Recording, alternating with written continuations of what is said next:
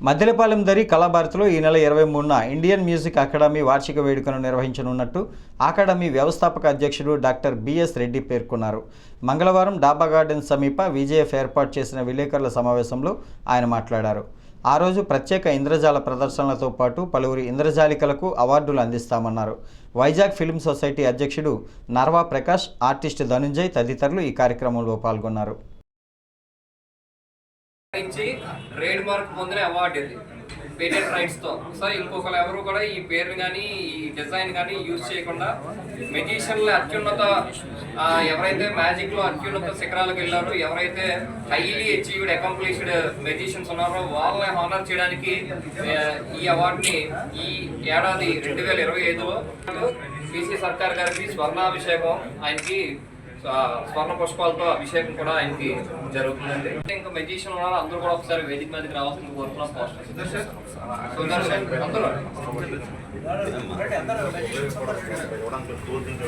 ధనుజీ గారు సార్ ఒకసారి చూడండి సార్, అందరూ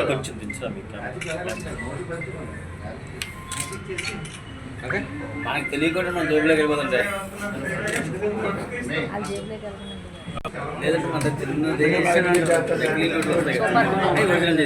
అలానే ఇక్కడ విచ్చేసిన మీడియా ప్రతినిధులుగా ఇల్యూజనిస్ట్, మరి మీ అందరికీ ప్రపంచ ఇంద్రజాలక దినోత్సవం సందర్భంగా మొట్టమొదటిసారి ఇండియాలోనే ఒక బిగ్గెస్ట్ మ్యాజిక్ ఈవెంట్ని విశాఖపట్నం వేదికగా చేయడం జరుగుతుందండి.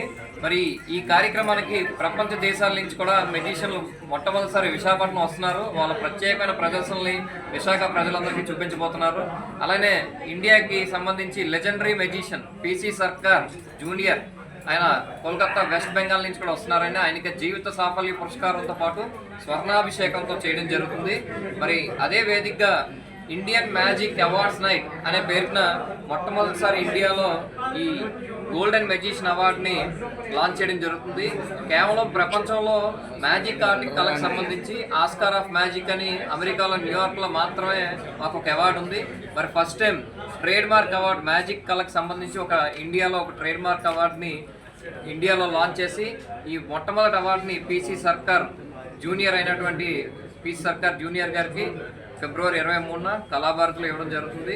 మరి ఈ కార్యక్రమానికి థాయిలాండ్ నుంచి, కువైట్ నుంచి, అలాగే దేశంలో ఒక్కొక్క రాష్ట్రం నుంచి ఏ స్టేట్కి ఆ మెజిషియన్ ఎవరైతే ప్రముఖ మెజిషియన్ ఉన్నారో వాళ్ళందరినీ కూడా విశాఖపట్నం తీసుకొచ్చి ఒక 10 మంది మెజిషియన్లు కార్యక్రమం కూడా ప్రత్యేకమైన వాళ్ళ ప్రదర్శనలు విశాఖపట్నం కళాభారతిలో ఫిబ్రవరి 23 సాయంత్రం, ఆదివారం సాయంత్రం 5:30కి ఈ కార్యక్రమం స్టార్ట్ అవుతుందండి.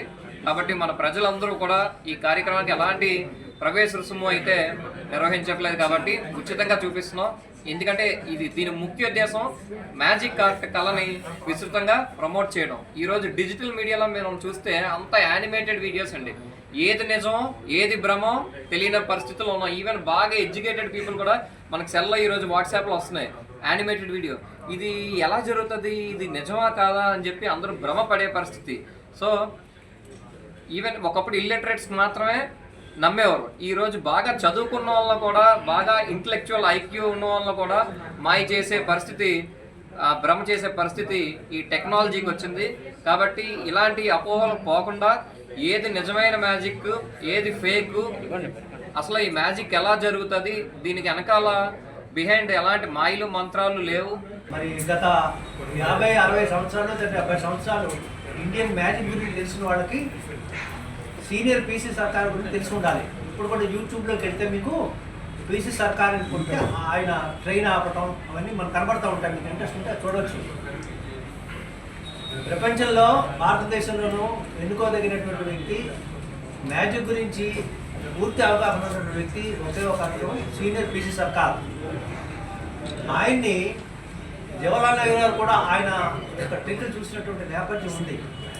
సో ఆయనకి భారత ప్రభుత్వం పద్మశ్రీ అవార్డు ఇచ్చి సత్కరించింది. అంటే మ్యాజిక్లో పద్మశ్రీ అవార్డు పొందినటువంటి ముఖ్య వ్యక్తి ఆయన మాత్రమే మన భారతదేశంలో. సో ఆ నేపథ్యంలో మ్యాజిక్ అనేది ఒక ఇల్యూజను, అంటే మనం అనుకున్నది హస్తలాగం అనేది చూపిస్తుంటాం. చూపించి ప్రజల్లో దాని మీద ఒక అవగాహన కల్పించి అది ఎవరైనా చేయగలరు. ఎవరు ప్రాక్టీస్ ఉంటే వాళ్ళు చేయగలరు. ఇది ఎవరు సొంత ఆశ్చర్యం కాదండి. ఎవరైనా ప్రాక్టీస్ చేస్తే దానికి ఇంట్రెస్ట్ ఉండాలి, చేయాలనే అవగాహన ఉండాలి, నేర్చుకోవాలనే దృష్టి ఉండాలి, దానికి సమయాన్ని కట్టించాలి, అవసరమైతే డబ్బు కూడా ఖర్చు పెట్టాలి. సో ఈ నేపథ్యంలో ఈ కళ పట్ల ముఖ్యంగా ఈ అవగాహన కల్పించాల్సిన అవసరం ఎందుకుందంటే ప్రభుత్వాలు కూడా ముందుకొచ్చి మన దేశంలో మూఢనమ్మకాలు ఎప్పటికీ జరుగుతూనే ఉన్నాయి.